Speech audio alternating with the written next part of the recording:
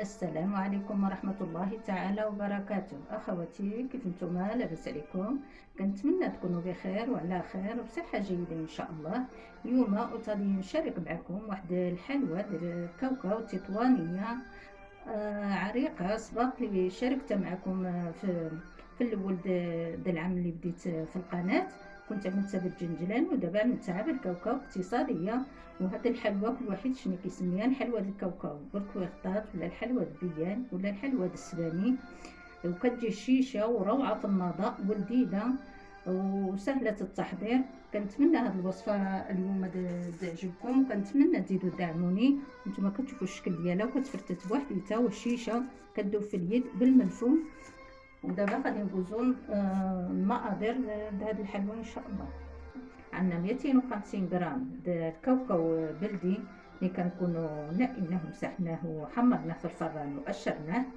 عندنا 250 غرام د الزيت.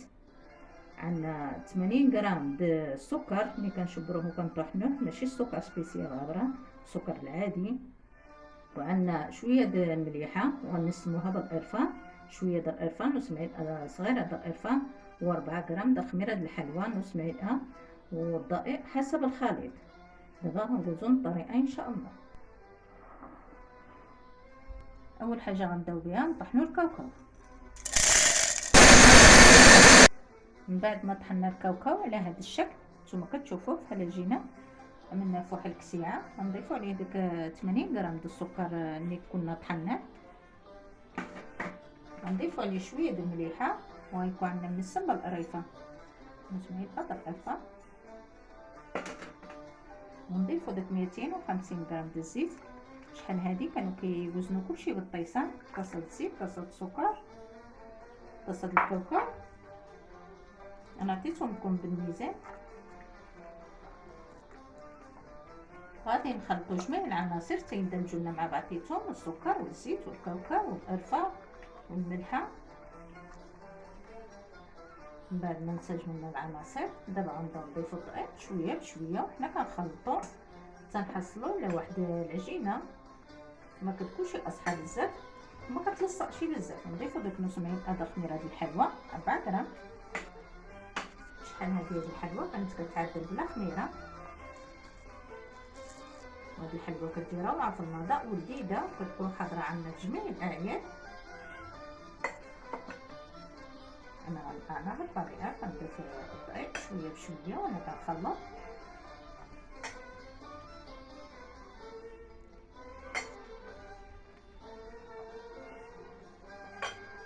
كنضيف الدقيق شويه بشويه باش ما نقصحوش العجينه ديالنا.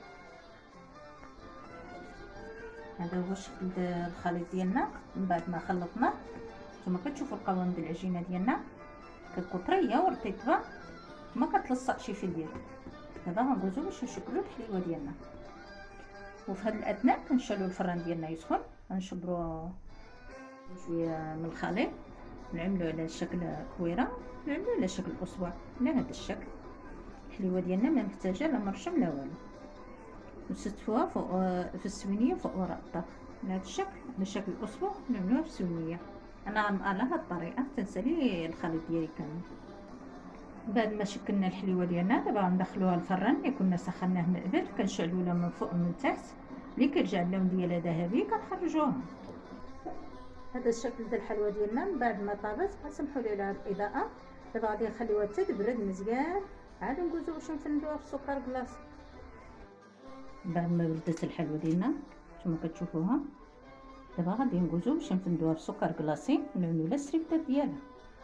ونفندو الحلوه ديالنا في السكر كلاصي، نقدروا نرشوا عليها السكر كلاصي. انا بغيت نوريها لكم نفندها.